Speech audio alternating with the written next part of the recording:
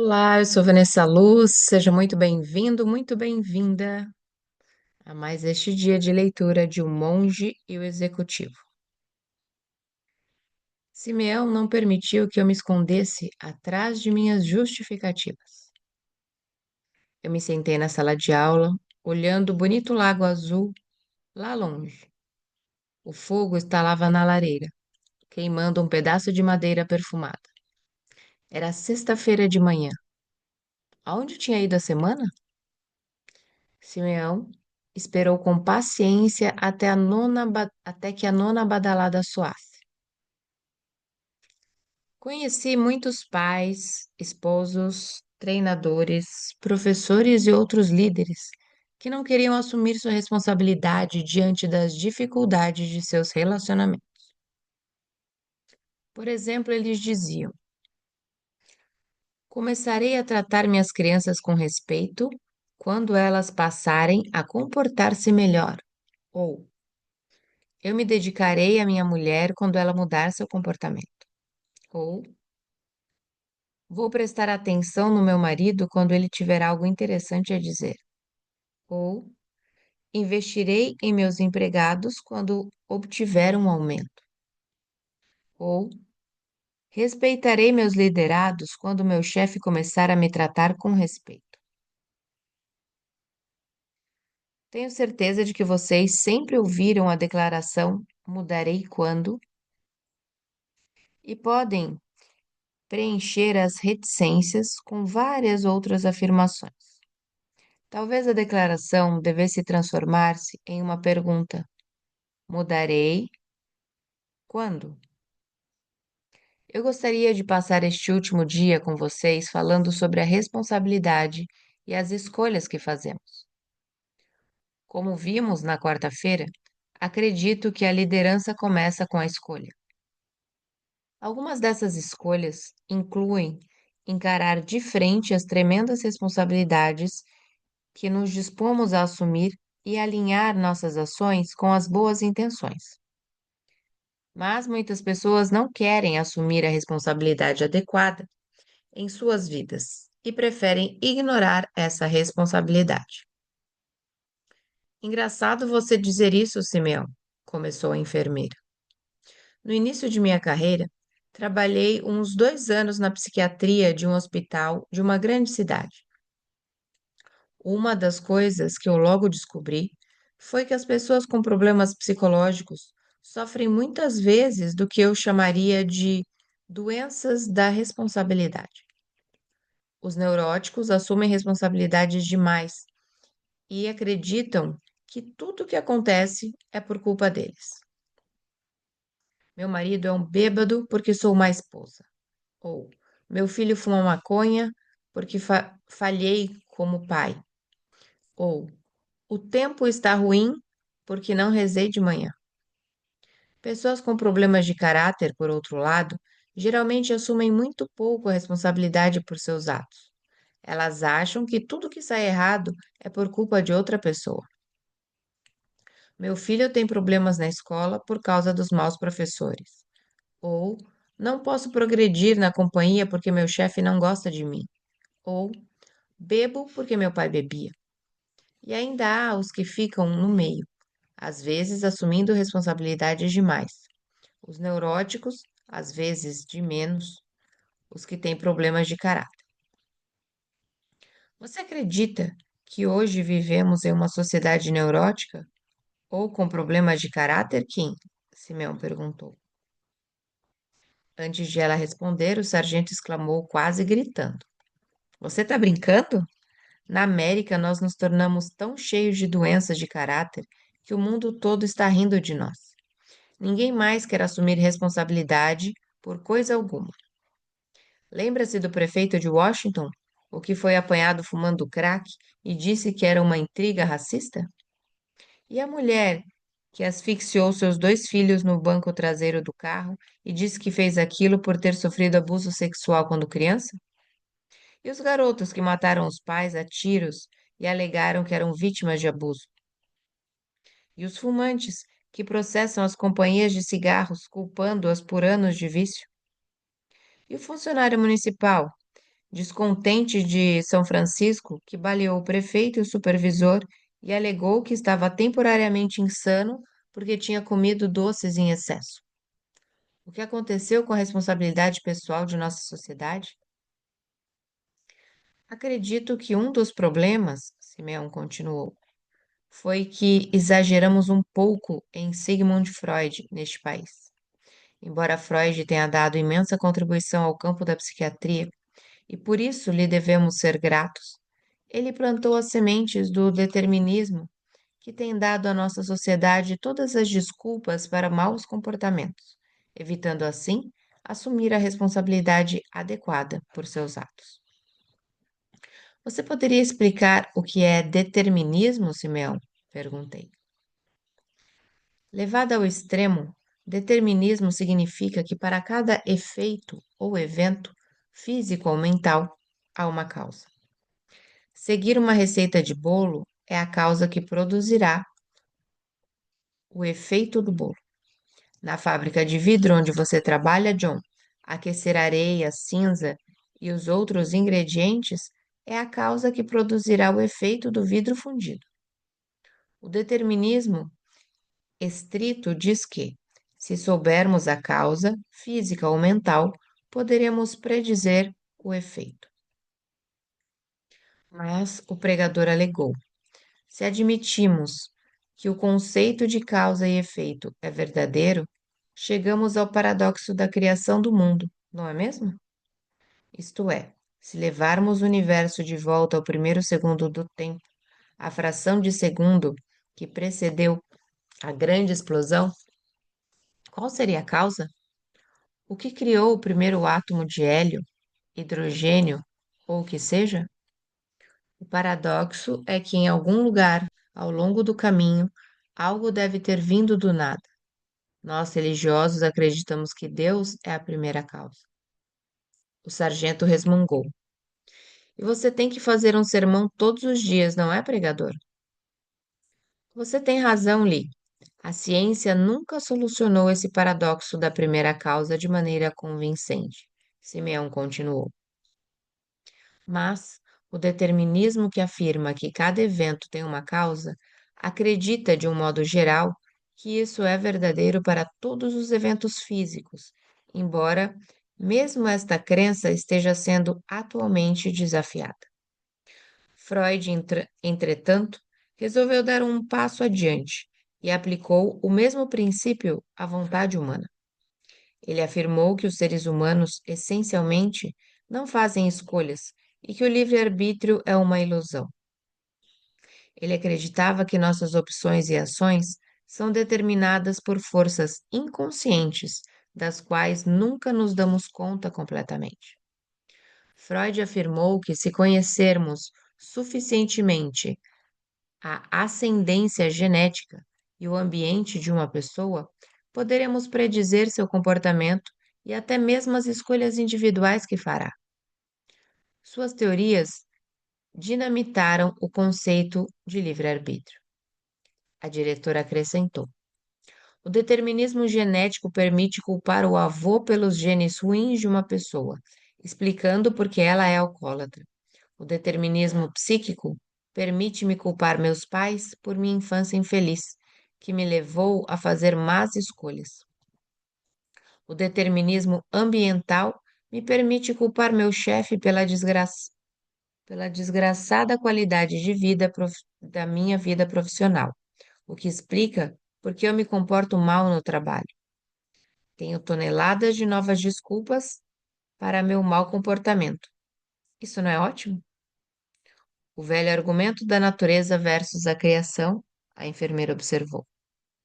Acho que estamos aprendendo que, embora os genes e o ambiente tenham efeito sobre nós, ainda somos livres para fazer nossas próprias escolhas.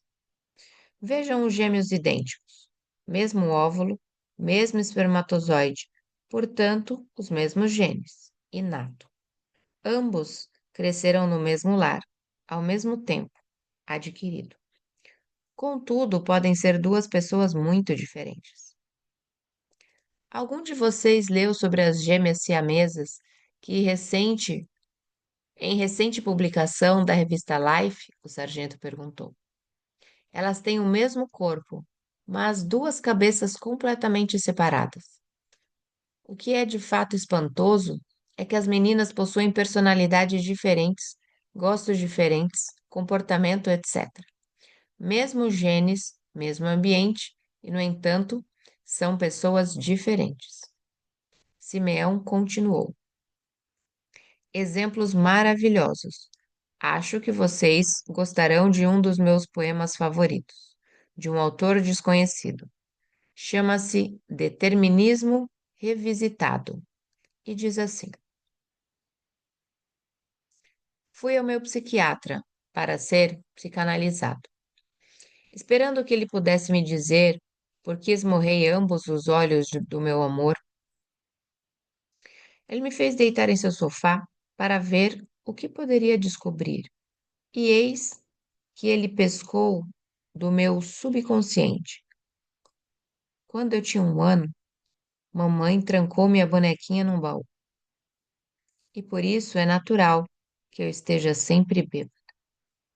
Um dia, quando eu tinha 2 anos, vi papai beijar a empregada. E por isso agora sofro de cleptomania. Quando eu tinha 3 anos, senti amor e ódio por meus irmãos. E é exatamente por isso que espanco todos os meus amantes. Agora estou tão feliz por ter aprendido essas lições que me foram ensinadas.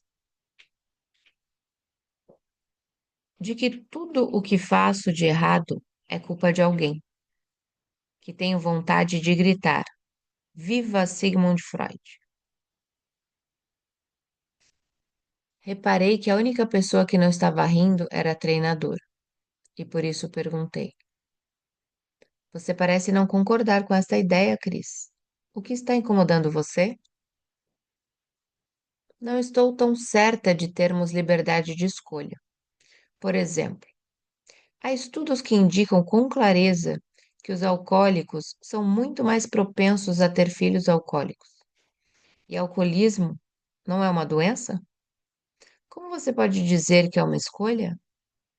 Grande pergunta, Cris, Simeão respondeu. Vim de uma família atormentada pelo álcool. Sei que tenho uma certa predisposição para o alcoolismo e que preciso ter muito cuidado com isso. De fato, quando eu tinha 20 e muitos anos, quase 30, por pouco não me tornei um alcoólatra. Mas, embora eu possa ser predisposto a ter problema com álcool, faz sentido colocar a responsabilidade pela bebida em meu pai ou meu avô? Ou cabe a mim mesmo tomar aquele primeiro gole ou não? Acrescentei. Há pouco tempo fiz um curso para executivos sobre ética nos negócios e que a palavra responsabilidade foi partida em duas: resposta e habilidade. O curso nos ensinou que todos os tipos de estímulos vêm a nós. Contas a pagar, maus chefes, problemas com vizinhos e o que mais houver. O estímulo sempre vem a nós, mas, como seres humanos, temos a habilidade de escolher nossa resposta. De fato, Simeão disse falando mais rapidamente, a habilidade de escolher nossa resposta é uma das glórias do ser humano.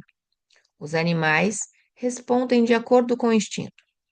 Um urso de Michigan faz o mesmo tipo de coca que um urso da montanha. E um pássaro azul de Ohio faz o mesmo tipo de ninho que o pássaro azul de Utah. Os golfinhos, que ensinamos a saltar sobre arame no SeaWorld, não têm mérito e nem consciência de sua façanha, mas sabem que ao final do show encherão a barriga de peixe. Simeão prosseguiu. Imagino que alguns de vocês ouviram falar de Viktor Frankl, que escreveu um livrinho famoso chamado Em Busca de Significado, que eu recomendaria a cada um de vocês. Franklin, um psiquiatra judeu, formou-se e mais tarde tornou-se professor da Universidade de Viena, a mesma escola que educou Sigmund Freud. Franklin tornou-se seguidor e proponente do determinismo, exatamente como seu mentor e ídolo Freud. Durante a guerra, Franklin ficou preso em um campo de concentração por vários anos. Perdeu quase toda a família e os bens pessoais nas mãos do regime nazista e suportou horríveis experiências médicas no próprio corpo. Ele sofreu muito, e o livro, com certeza, não é para quem tem estômago fraco. Mas Franklin aprendeu bastante a respeito de pessoas e da natureza humana em meio ao sofrimento. E isso forçou a repensar sua posição sobre o determinismo. Deixem-me ler para vocês um trecho deste livro. Sigmund Freud uma vez afirmou: Deixe alguém tentar expor Deixe alguém tentar expor à fome diversas pessoas de maneira uniforme. Com o aumento da urgência imperativa da fome, todas as diferenças individuais obscurecerão e em seu lugar aparecerá a expressão uniforme do único desejo não silencioso. Graças a Deus, Sigmund Freud foi poupado de viver a experiência dos campos de concentração. Seus textos deitam-se nos sofás de veludo da coluna vitoriana, da cultura vitoriana, não da sujeira de Auschwitz. Lá, as diferenças individuais não obscureceram, ao contrário, as pessoas tornaram-se mais diferentes. As pessoas se desmascararam, tanto os porcos quanto os santos. O homem é essencialmente autodeterminante. Ele se transforma no que fez de si mesmo. Nos campos de concentração, por exemplo, nesse laboratório vivo e nesse solo de testes, nós presenciamos e testemunhamos alguns de nossos companheiros comportarem-se como porcos, enquanto outros comportavam-se como santos. O homem tem ambas as potencialidades dentro de si mesmo. A que se ativa depende das decisões, não das condições. Nossa geração é realista porque passamos a conhecer o homem como realmente é. Além do mais, o homem é esse ser que inventou as câmaras de gás de Auschwitz. Entretanto, ele também é aquele ser que entrou nessas câmaras de gás de pé, com o coração do Senhor ou a Shema Israel nos lábios. Depois de alguns momentos, a diretora declarou com firmeza: Olha que magnífica mudança de paradigma. Imagine um genuíno determinista dizendo: o homem é essencialmente autodeterminante. Ele se transformou no que fez de si mesmo, ou então do que o modo de ser das pessoas, ou então de que o modo de ser das pessoas depende das decisões, mas não das condições. Incrível. Durante a aula da tarde, Simeão repetiu muitas vezes a importância da responsabilidade da escolha. Quero contar a vocês uma história real que me aconteceu há uns 60 anos. Quando eu estava na sexta série, meu professor, Sr. Caime, proferiu algumas palavras que naquele momento bateram em mim como as mais profundas jamais ditas. As crianças da sala estavam reclamando por terem que fazer o dever de casa, e o Sr. Caime gritou: Eu não posso obrigar vocês a fazerem o dever de casa. Aquilo chamou nossa atenção e ficamos quietos. Ele continuou: Há apenas duas coisas nesta vida que vocês têm que fazer. Vocês têm que morrer e têm que pagar impostos, interrompeu o sargento. Exatamente, Greg. Morrer e pagar impostos. Naquele momento, eu achei que aquela era a coisa mais libertadora que eu jamais ouvira. Que coisa! Isto é, eu estava apenas na sexta série e morrer parecia a 1 milhão de anos de distância. E como não tinha dinheiro, não podia pagar impostos. Eu me senti absolutamente livre. Quando fui para casa terça-feira à noite, meu pai disse: Filho, por favor, leve o lixo para fora. Eu respondi: Ei, espere um minuto, papai. O senhor Caíme nos ensinou hoje que há somente duas coisas na vida que temos que fazer: morrer e pagar impostos. Nunca esquecerei sua resposta. Ele olhou para mim e disse, muito devagar, mas claramente: Filho, estou contente por você estar aprendendo tantas coisas valiosas lá na escola. Agora é melhor pegar logo esse lixo, porque você acaba de optar por morrer. Depois que a risada cessou, Simeão continuou. Mas vocês sabem, o Sr. Caymmi não disse a verdade naquele dia. Há pessoas que optam por não pagar impostos. Enquanto estou aqui falando, há pessoas nas florestas do Nordeste, do Noroeste do Pacífico que têm vivido do cultivo da terra desde a Guerra do Vietnã. Elas nem mesmo usam dinheiro, muito menos pagam impostos. Amigos, há apenas duas coisas na vida que vocês têm que fazer. Vocês têm que morrer e fazer escolhas. Dessas, não há como escapar. E se você simplesmente resolver pular fora da vida e não participar de nenhuma escolha ou decisão? O sargento interpelou. A diretora respondeu. O filósofo dinamarquês Kierkegaard uma vez disse que não tomar uma decisão já é uma decisão. Não fazer uma escolha é uma escolha. Então, qual é o sentido de toda esta conferência sobre escolha e responsabilidade, Simeão? O sargento perguntou. Lembre-se, Greg, dissemos que o caminho para a autoridade e a liderança começa com vontade. A vontade são as escolhas que fazemos para aliar nossas ações às nossas intenções.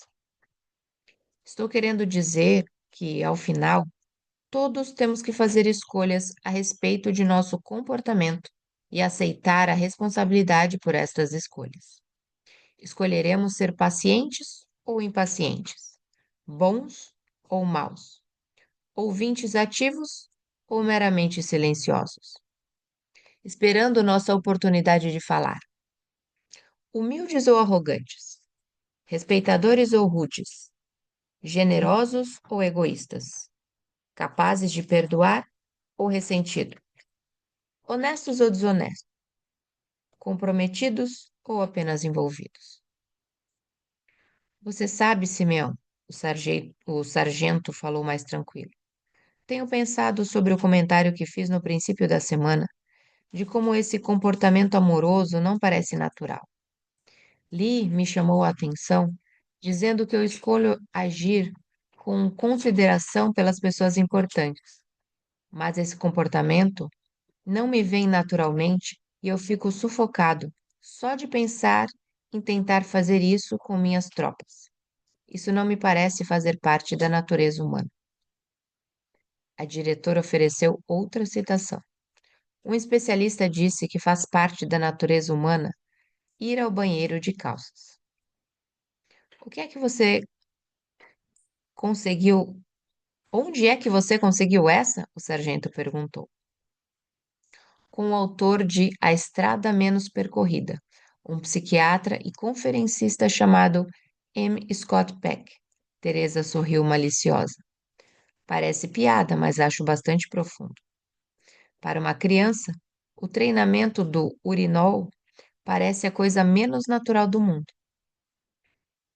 E tão mais fácil e simplesmente fazer tudo nas calças. É tão mais fácil, né? É tão mais fácil simplesmente fazer tudo nas calças. Mas, com o tempo, essa coisa artificial torna-se natural quando a criança, depois de treinar a autodisciplina, adquire o hábito de usar o vaso sanitário. Ficamos por aqui neste dia de leitura. Que bom que você chegou até aqui conosco. Se hoje é seu primeiro dia e ainda não é inscrito no canal, aproveite e se inscreva agora. deixe seu like, leia aqui a descrição do vídeo e peça a playlist para que você possa acompanhar desde o início. Um beijo no seu coração e até o próximo dia de leitura.